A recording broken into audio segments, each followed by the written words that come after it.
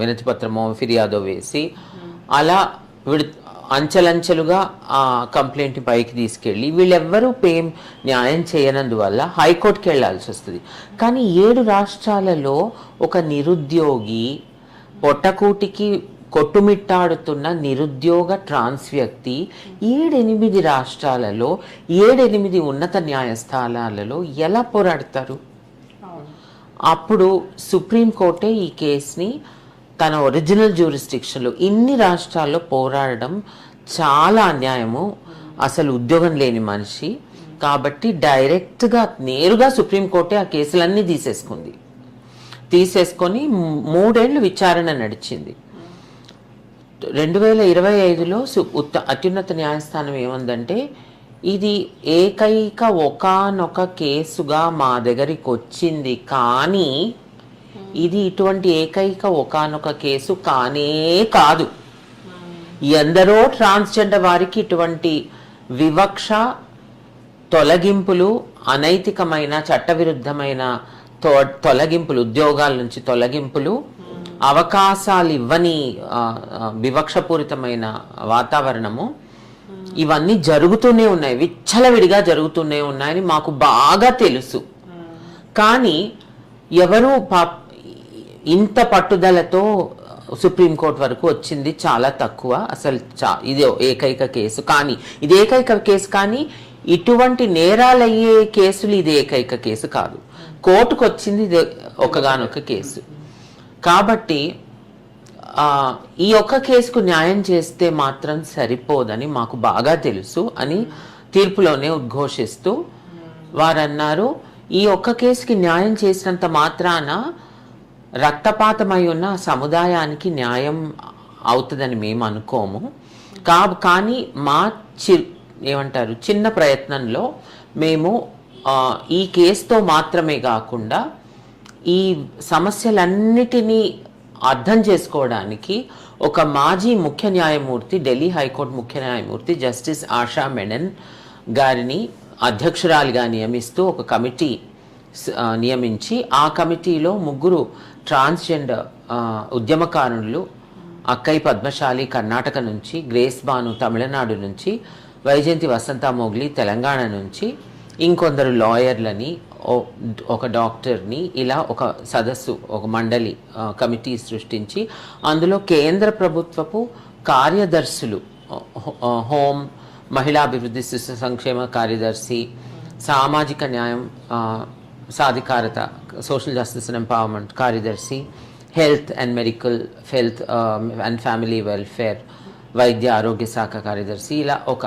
6-7 కార్యదర్శులని కూడా మెంబర్లు చేసి ఏమన్నారంటే, భారత ప్రభుత్వపు కార్యదర్శులు ఇందులో ఎక్స్ అఫిషియో మెంబర్స్గా సభ్యులుగా ఉన్నా వీళ్ళకి ఎటువంటి నిర్ణయాలు తీసుకునే హక్కులు ఇవ్వబడలేదు.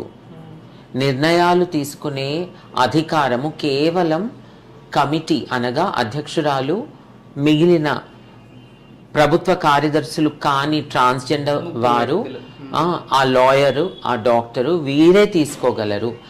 ఆ కార్యదర్శులు ఈ కమిటీ తీసుకున్న నిర్ణయాన్ని అమలు చేయడమే వారి బాధ్యత.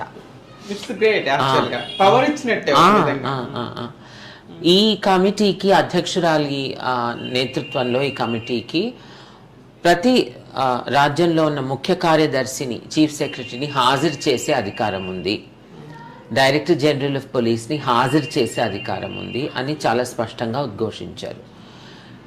కేంద్ర రాష్ట్ర ప్రభుత్వాలు ఈ కమిటీతో సమన్వయపరిచి కలిసి పనిచేయకపోతే గనక తక్షణమే ధిక్కరణ పిటిషన్ ద్వారా అధ్యక్షురాలు కానీ, ఆ లాయర్ ఉన్నారు కదా, అమైకస్ అంటారు, అమైకస్ క్యూరీ, ఆ లాయర్ ద్వారా అధ్యక్షురాలు కమిటీ సుప్రీంకోర్టుని మళ్ళీ ఆశ్రయించి ధిక్కరణ పిటిషన్ ద్వారా కంటెంప్ట్ చర్యలను కోర్టు ద్వారా తీసుకోగలరు. కాబట్టి ఇది హెచ్చరిక కేంద్ర రాష్ట్ర ప్రభుత్వాలకు అని హెచ్చరించారు.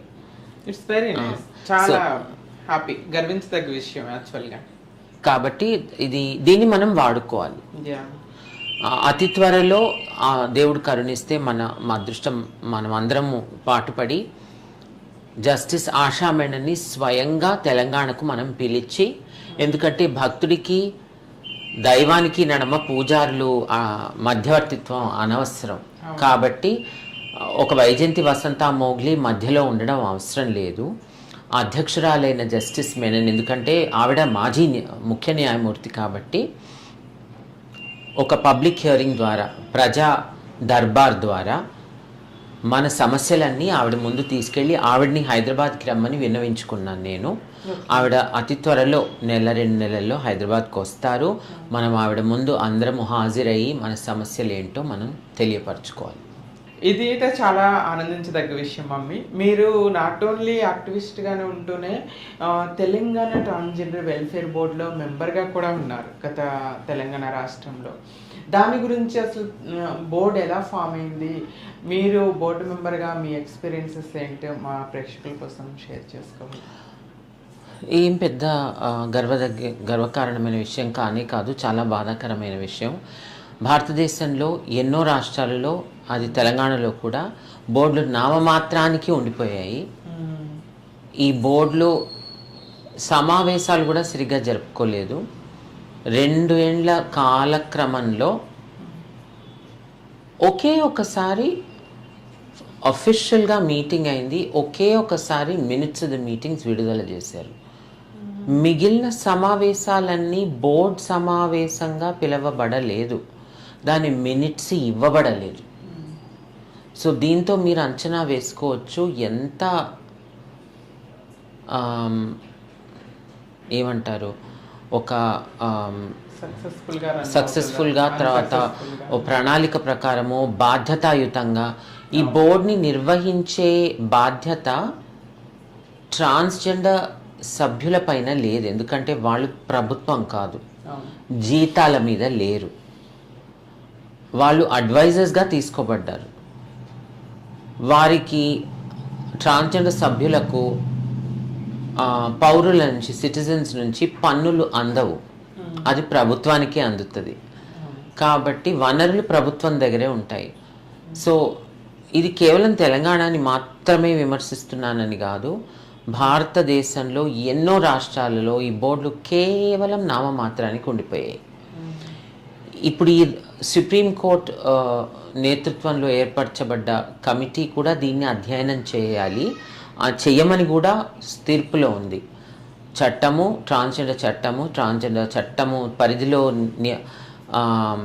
సృష్టించబడిన నియమాలు, రూల్స్ మరియు వివక్ష రహిత నాన్ డిస్క్రిమినేషన్ పాలసీ, వివక్ష రహిత విధానం గురించి, రీజనబుల్ అకామిడేషన్ అంటే కొన్ని అవకాశాలు పొందడానికి కొన్ని రాయితీలు ఇవ్వాల్సిన అవసరం ఉంటుంది. ఆ రీజనబుల్ అకామిడేషన్ విధానాన్ని కూడా రూపొందించమని. సో వీటన్నిటినీ పరిశీలించి, సమీక్షించి, విశ్లేషించి ఒక నివేదికను సమర్పించాలి ఈ కమిటీ. సో బోర్డుల గురించి నేను ఏమి గర్వకారణంగా అసలు చెప్పుకొనే లేను, చాలా బాధాకరమైన పరిస్థితి. ఇదొక విధంగా చూస్తే ఇదొక అవకాశము, దీన్ని మళ్ళీ సరిదిద్దుకోవాలి.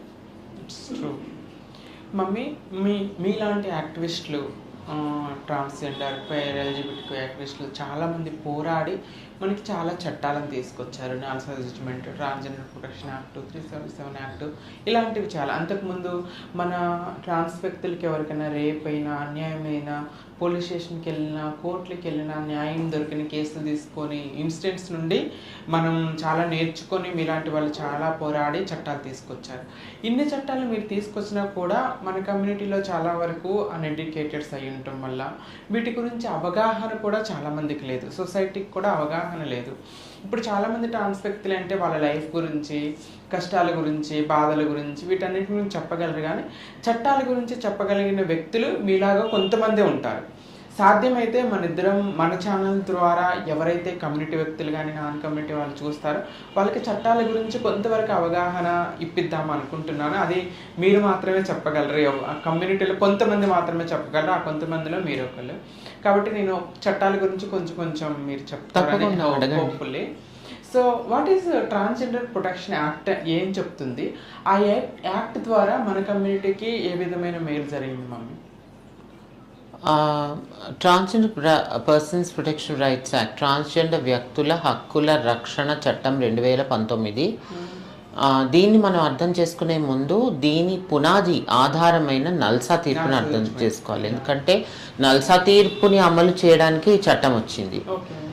నల్సా తీర్పులో స్వీయ గుర్తింపుని ఉద్ఘోషిస్తూ సర్జరీ అయినా అవ్వకపోయినా ఒకరు వారిని ట్రాన్స్ వ్యక్తిగానో లేక పురుషులుగానో మహిళలుగానో గుర్తిస్తే ఆ స్వీయ గుర్తింపుకు చట్టరీత్యా గుర్తింపు ఉంది అని అత్యున్నత న్యాయస్థానం ఉద్ఘోషిస్తూ నల్సా తీర్పిచ్చింది. అదొక అంశం.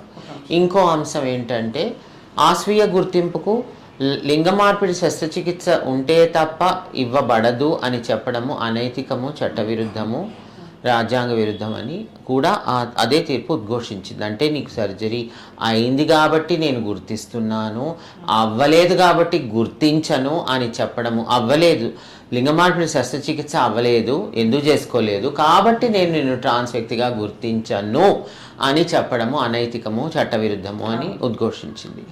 అంతేగాక